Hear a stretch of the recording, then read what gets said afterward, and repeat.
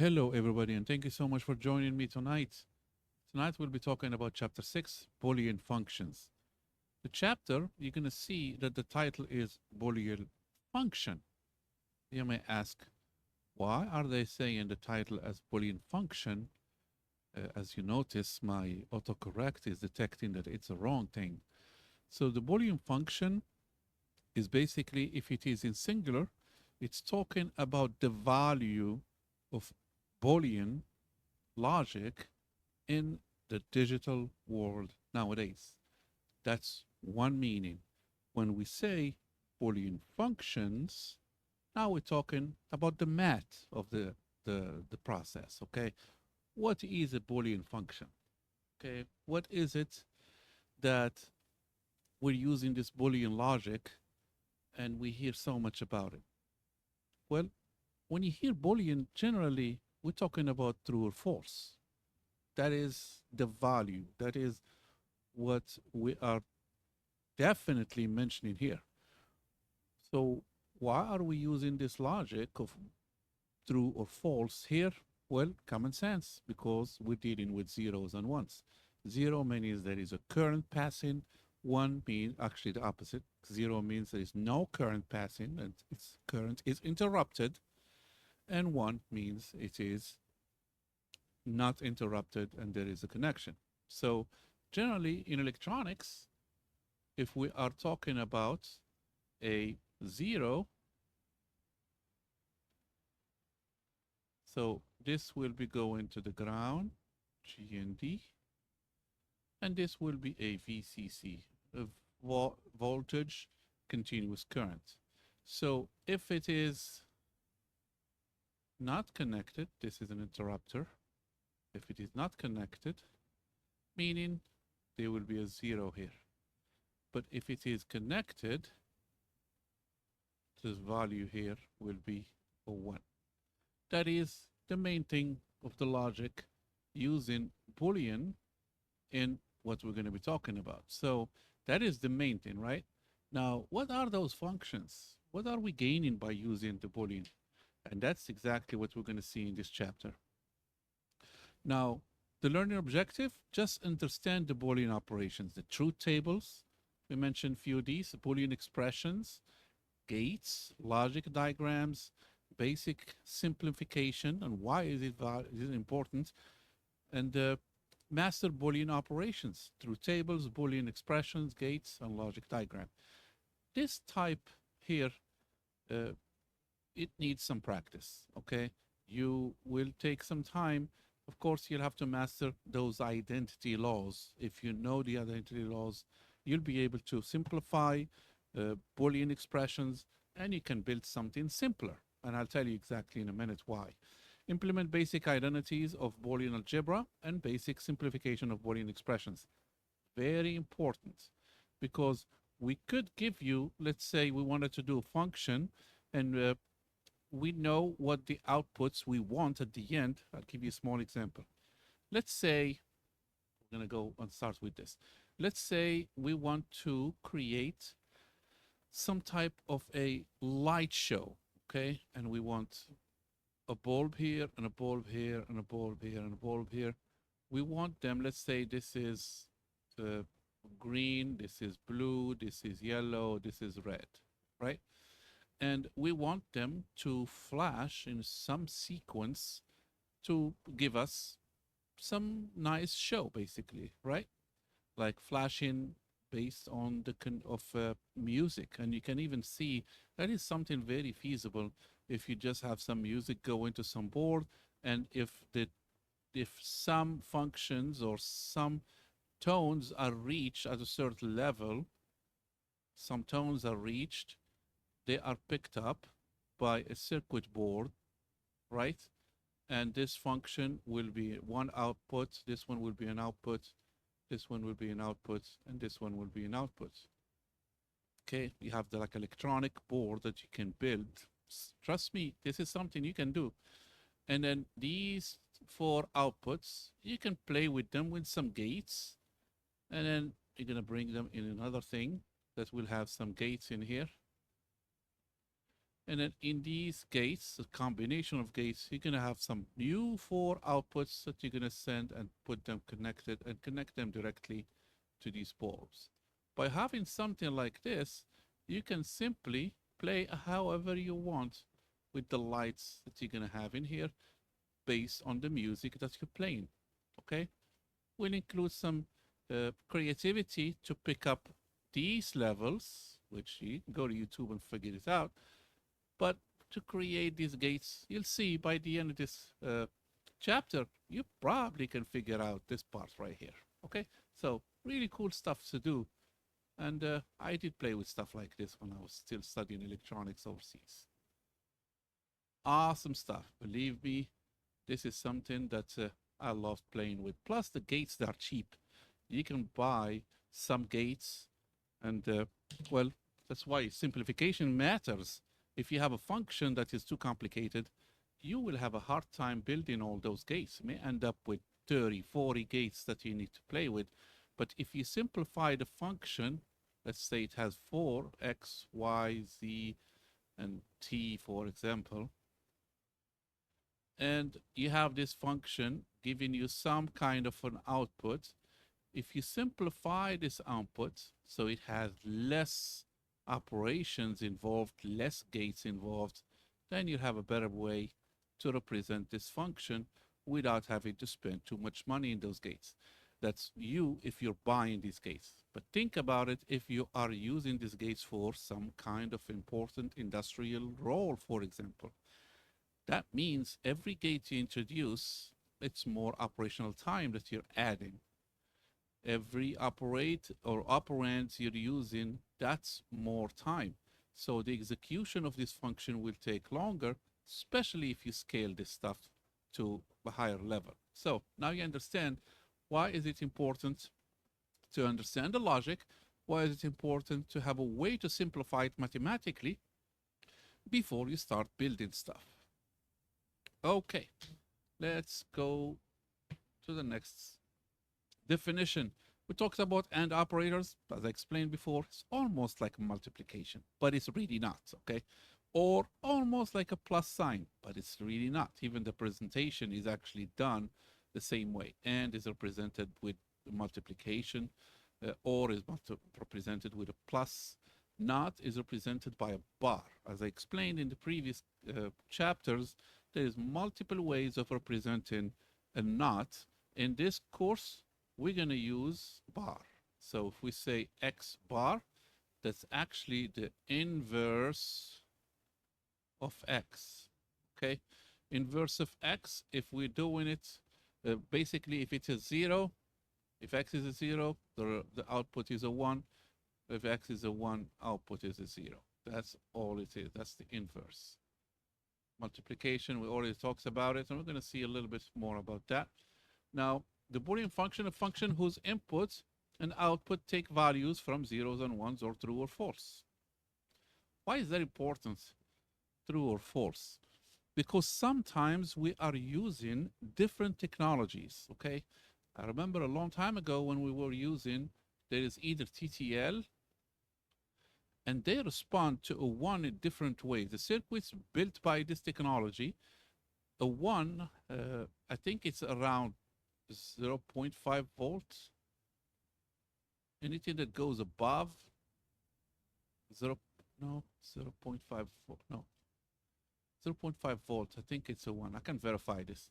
For CMOS, the 1 is like 3.5 volts.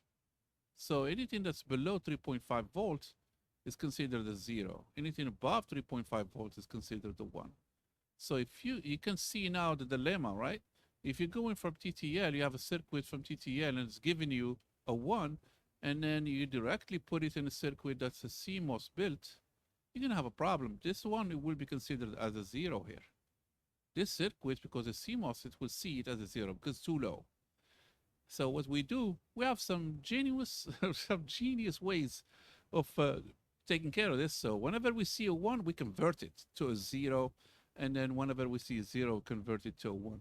So based on the technologies we're using. So we needed to make sure we are actually considering what technology our circuits are built by This way we know that we know which one thinks it's a 0, which one thinks it's a 1. So it's not only the, the, the, the operations and the logic and the math, but we also need to consider the the technologies that we're using. What are these circuits? Who are they built by?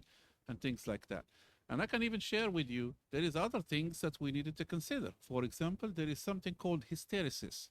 Hysteresis is when you have induction in your, basically when you have too much current going around in your device, and that current, especially if it's coiled, in a coiled cable or something like that, it creates induction. As you know, when coiled cables, there is a magnetic field that gets created inside that coiled cable. That's how your speakers function, because the cable is coiled, and then based on the current going through it, it creates a magnetic field inside those cables. We call it inducted magnetic field or inducted current sometimes.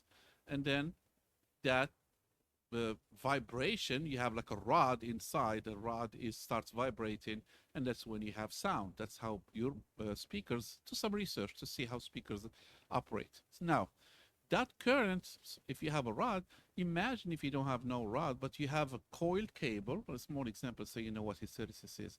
So let's say you have a coiled cable like this, and right next to it there is another coiled cable. So you have some current going from here, right? Going this way. This will create a magnetic field inside this cable. This magnetic field can create some induction here. And all of a sudden, this magnetic field that you have here will create some different currents going here, because this is reversible. If you have a magnetic field inside, there is current in the cable. If there is current, you'll have a magnet. So it's reversible. One creates the other one. That's where the word inducted or induction or inductors come from. Now you're going to end up with these coils having another current here. Well, imagine if you have these go into some other devices. Now we have a problem. We have an inducted current that we did not think of. So we had problems like these when you have like create like a small project, and all of a sudden you have some ones and some zeros coming from out of nowhere. It's like, oh my God, how did we get this one? Because we don't know. So we had to learn the hard way what the hysteresis effect is. You can look it up and see exactly what I'm talking about. Those are simple things that are, you can see if you're building stuff from scratch yourself. Because this stuff, once you learn it, the next idea is definitely build something with it. And it is the most satisfying thing to build something. Here's an example of one of the things that we built when I was in school several decades ago, when there was no color TV. Now, this is a cosinus diagram. This is how we create a cosine diagram. We're going to see how did we get to this point. Well, mathematically, maybe someday I will share with you how we went from cosinus and how we created and we simplified the function of cosine. We used the exponential of 1 minus x. There is a logic, there is a function that you can use with cosine x that will give you a way to simplify it into gates. We'll give you a function of x and y, actually just of x, and then you'll be able to create something like this. Now, as you know, cosine is trigonometry, and this is the value. So why am I showing this? Well, this is an oscillator, right? Because from this, we created this symbol. And if you created something like this, you definitely can create amplitude. So AM radio or FM radio, they are based on this oscillations like these. So this is one of the main things that are used in your own radios. Of course, nobody using radios nowadays, but it is one of those things that I love playing with. So I actually have a bunch of radios. I collect them. I even collected some of the AM and the ones, you know, you talk to people across the world and things like that. I wanted to get my own frequency and stuff. So I stopped because it is too much headaches, but it is a great thing to play with. Now, Boolean operators. What are these Boolean operators and or not operators from logical foundation? So the and you already know. So if a zero appears in the inputs, the result is zero. Only when both inputs are ones, that's when you're gonna get a one. The or is the opposite way. If a one appears in any of the inputs, the result is one. Otherwise, the result is zero. Not is the inverse. And as we talked about, not in our book here, it's going to be X bar. We're going to pronounce it X bar.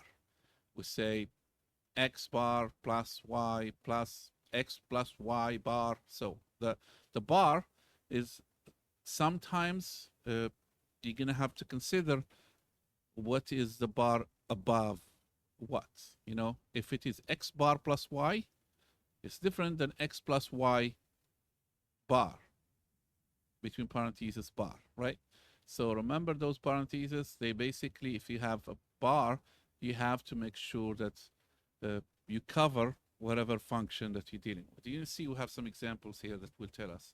Now, the AND operator, this is the truth table. So remember what a truth table is. Generally, it will have an input and an output. We're going to get to a point where if it is too complicated, we may have different intermediaries between the input and the output. Let's say we have the input is x multiplied by y plus x plus y plus z, for example. So you will have to first build the x plus y, then you'll have to build the x bar if you need it. You have to build, so you build those first, and then at the end of the output, you put them all together. And you're gonna see we have some examples of that. The OR operator is the same exact way. We're just showing you exactly what the truth table looks like, because in a minute, we're gonna complicate it a little bit more. The not operator, so we already talked about that. Boolean function. Here is an example here. So the truth table for x, y bar. See here that the multiplication, they're using actually the exact simplification of the multiplication, which is no sign in between the x and the y. That means x and bar, the x and y, the whole thing bar. So how do we get this? So see here, as I mentioned, there will be an intermediary. So we're going to build the xy first. Once we build the xy, then we bar it. Now it's the inverse it. See, these were zeros, they became ones. The one became zero. Okay, the truth table. This is one of those combinations. Okay, so it's called the majority function. In this case, they are basically using a word problem, I would assume, because they are looking at the what do we want. So let's say they want a max, and this is the rule they want. When given three inputs, the majority function output is zero if more than half of its inputs are zero. So more than half are zero, meaning if you have three inputs, two of them at least are zeros. And you'll have a one if more than half of its inputs is a one. That means at least two are ones. So based on that, you're going to come up with an answer for the truth table. Before you get to any functions or anything, you just look here and you're going to say, okay, if x and y and z, if they are all zeros, zero. If both are zero, so there's two zeros, a zero. So the top, how many? If the two or more are zeros, it's a zero. If two or more ones, then it's a one. Two or more of zeros, that's a zero. Two ones here, that's a one. Two ones in this case, that's a one. And if it is two or more, which is three in this case here, it's a one. So we know the result, how it's going to look like. Now here, they said when x, y, and z are zeros, the function must output a zero. They're all zeros, the function must output a zero. The product term that satisfies this is x, y, z. Right here is something that you need a mathematical way to identify. See, they just told you right there. Okay, the thing that like they gave you the answer, but they didn't tell you how they came up with it. I don't like this kind of methodology. I want to know exactly how we got to X, Y, Z.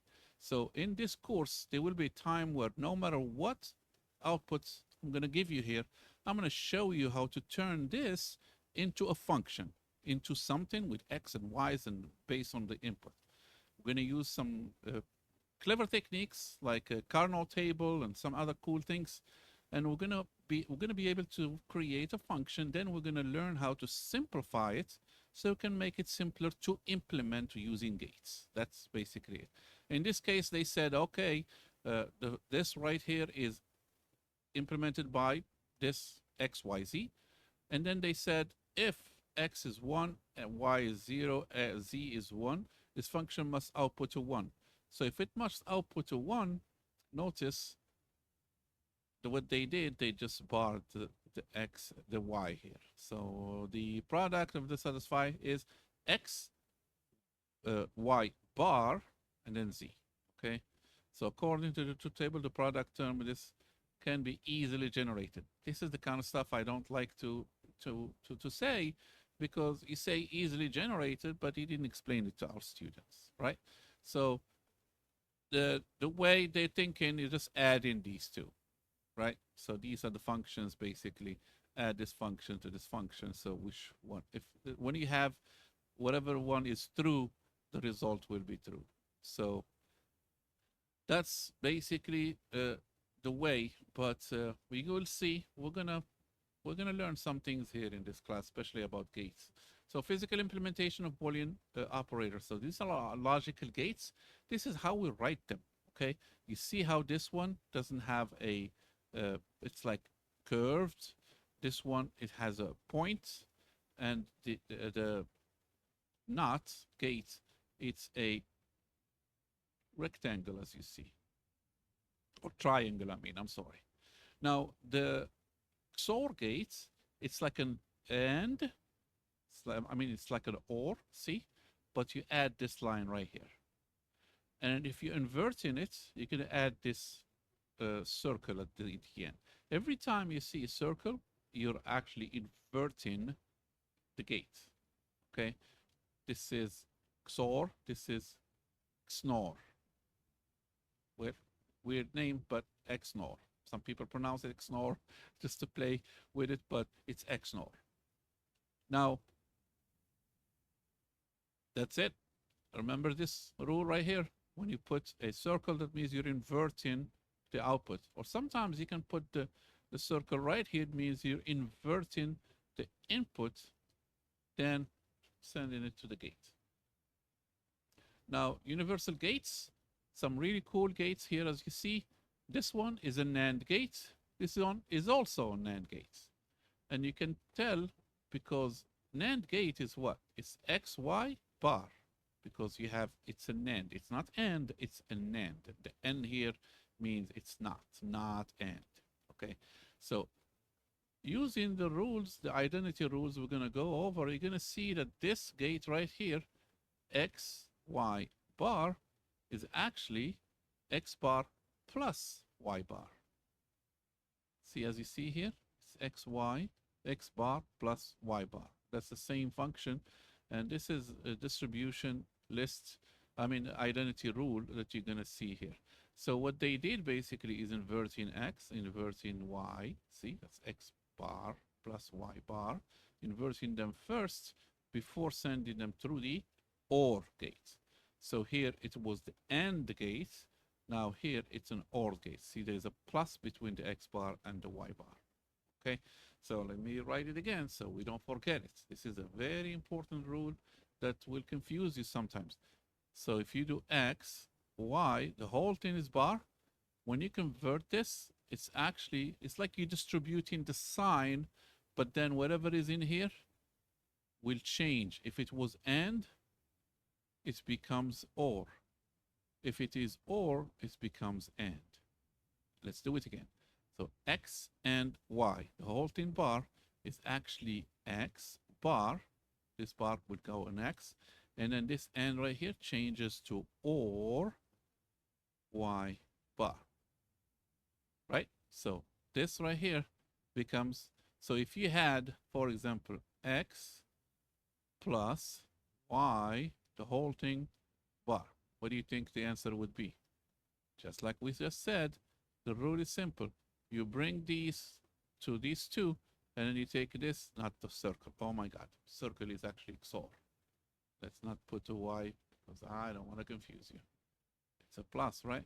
It's going to become x bar multiplied by y bar. X bar, a bar, is different than this here. It's not the same thing. And so maybe you can do the truth table for both and see exactly why they are different. Okay, let's do this. Leave this alone. If I made a mistake, when you go through your book, make sure you point out stuff. Sometimes we do make mistakes. So universal gates, some of the cool ones is the NAND. There is actually a website you can go to. I think I opened it here. Here it is. NAND to Tetris. NAND to Tetris. You can go to this website. It has projects, and every part of the project, it talks very clearly about Boolean arithmetics. It's going to talk about memory, machine language, computer architecture, and it will take you all the way until operating system. Because right here, this NAND to Tetris website is absolutely marvelous. I loved it because you can build basically a computer with what? Only NAND gates. That's what it is. But it is long and it is a lot of chapters, and each one of these is a chapter, and you can read it, download it, see this is a PowerPoint, and you can go over it. I don't want to got it. Everything comes up anyway. So these are stuff you can learn if you have time. Do you want to play with this stuff? I would advise you to go do so. It is really cool. Okay, let's go back. So as you see here with this NAND, we built a so this gate is an AND gate right here. We built it with 2 NANDs. This is an OR gate. We built it with 3 NANDs. And this is a NOT gate. We built it with only 1 NAND. So if you have NAND gates, you can do everything you want. So you can buy a whole bunch of circuits that have a bunch of NANDs in them. So as you know, there is some circuits that have like 8 or 16 gates per circuit. Well, based on the function you're trying to build, you may need more than few circuits to play with this kind of stuff. Okay, logic diagrams. That's basically how a logic diagram looks like. Generally, it's simply based on the operations and operands you're using. In this case, see how this x bar plus yz bar is represented. So basically x bar, we're going to take the x and we're going to invert it. That's how we did it here. And then we're going to take the x and the z bar. So first we need to invert the z. So we inverted the z. Then we multiply it by the y. And multiply it by the y using this gate. We took this result of this y z bar, and we ORed it. When I say ORed, it means we use an OR gate. Remember, we probably going to start talking like this: ORed it, XORed it, and AND it, or because either that or I will have to say multiply this, which is not really multiplication, right? So we took this result and then we used OR with the result here of this x bar, and that gave us the final function. So you can imagine how sophisticated we can make this function and how we will have to represent it. So simplification will make a huge sense at the end. And the good news is the identity rules and laws will make it very easy to do. Now, in this example here, suppose there is a function of xy plus xy. So there is a law, it's called the idempotent law. it basically means if there is the same thing, if you add it to itself, it remains the same thing.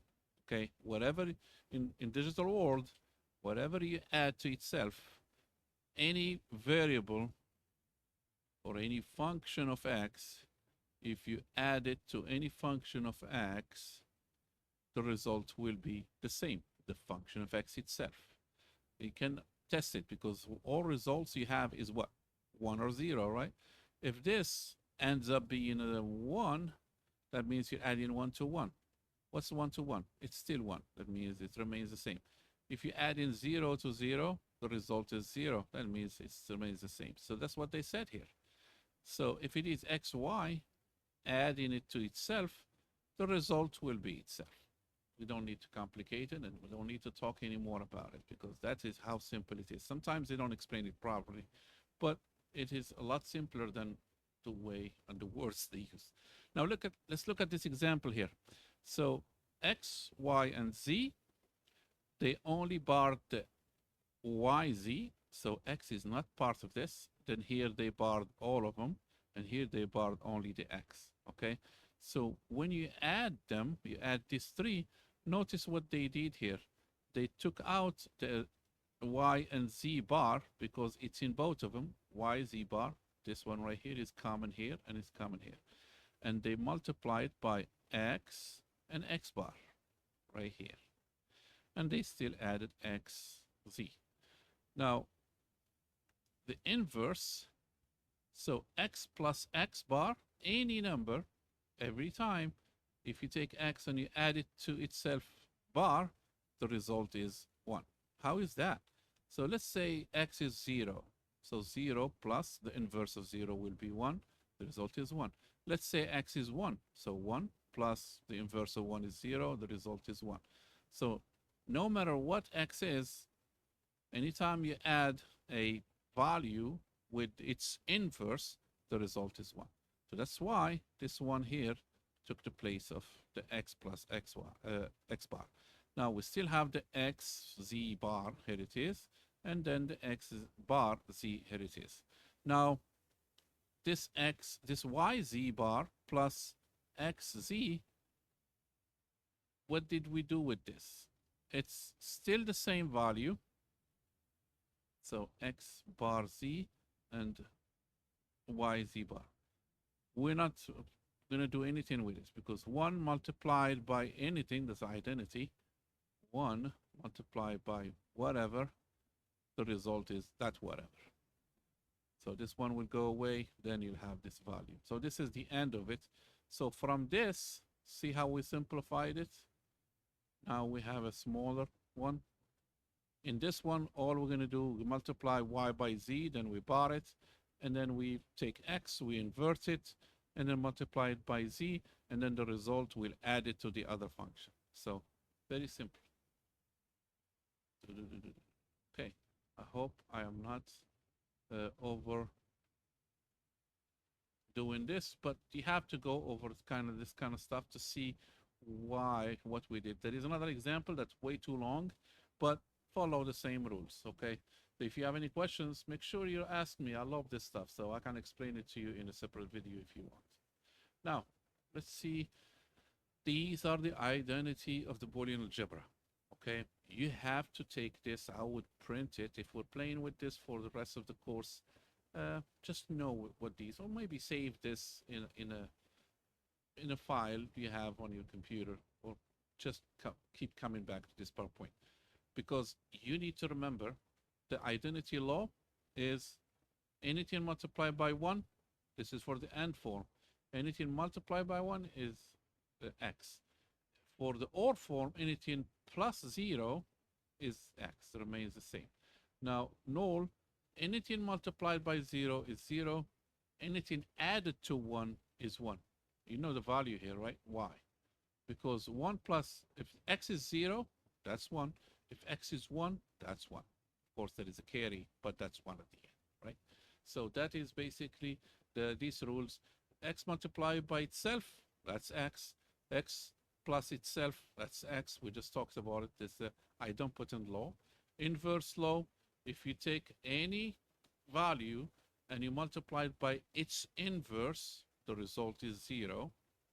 Because if it is a 1, that's 1 multiplied by 1 inverse, that's 0, that's 0. If it is 0, that's the same thing. So you see what I'm saying.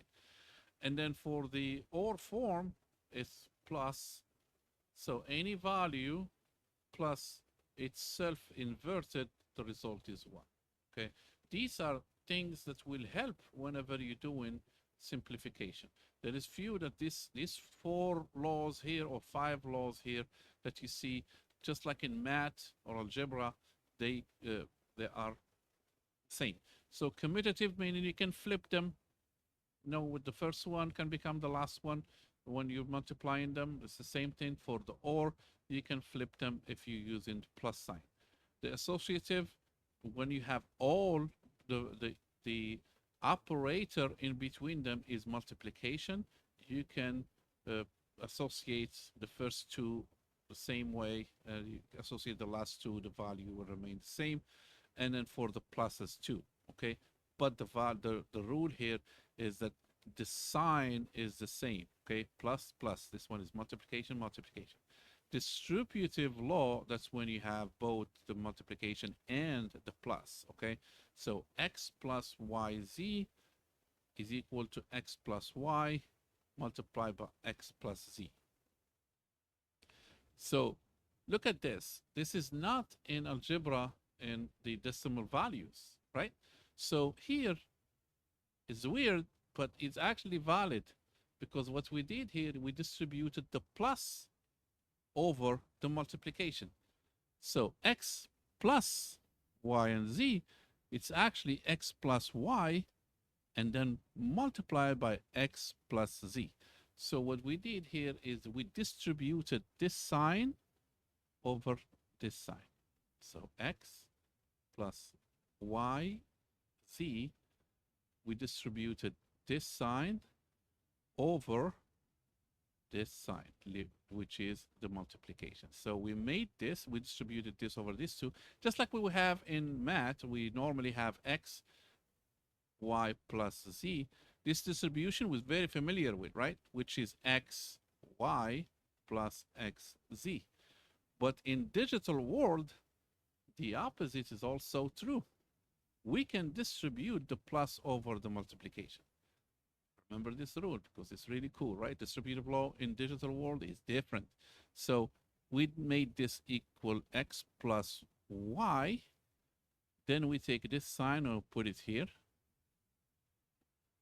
And then we bring the other one, x with z, x plus z. Very weird, but is feasible. Where when it comes to OR, we already know this one. X, y plus z, that's x, y. You distribute the x over both of them, and you remain with the plus right here. Same thing here. This multiplication remains right here. Okay, now let's not keep going. Let's keep going. These rules are important, so make sure you remember them. There will be a time where we're doing some calculations and stuff, and you're not going to know how we went from one position to another and the reason why we use one of these laws. I like the De Morgan law more because you'll see what it does. The absorption law. So x times x plus y is x. This is not in the decimal law world, but it is in the digital world. So if you have an x, any value, and you multiply by x plus something else, the result will remain x. Let me ask why. Because this y right here can only have either a 0 or 1.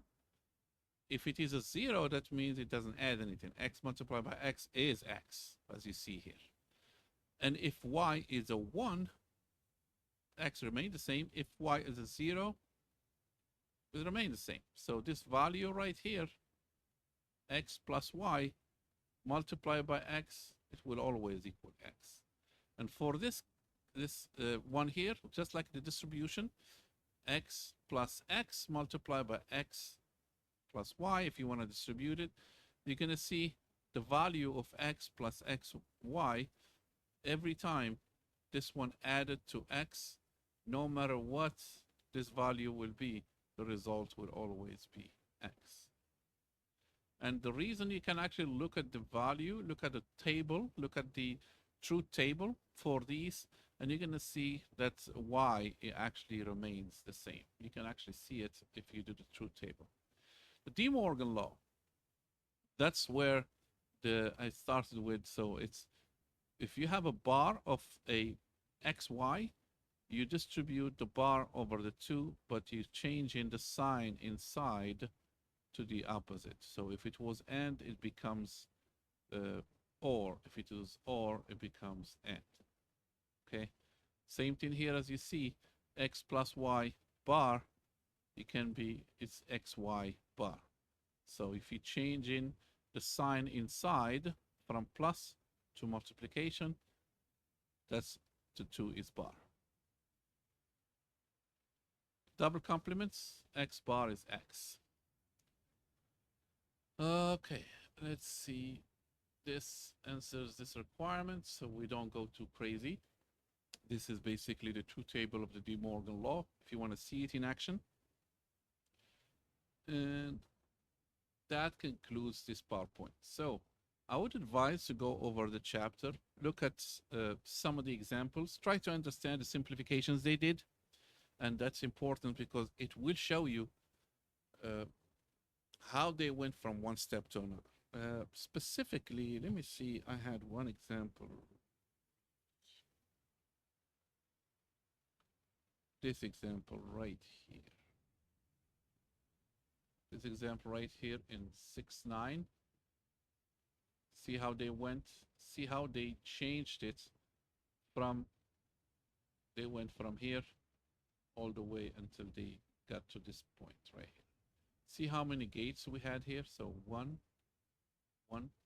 2, 3, 4, 5, 6, 7, 8. 8 gates.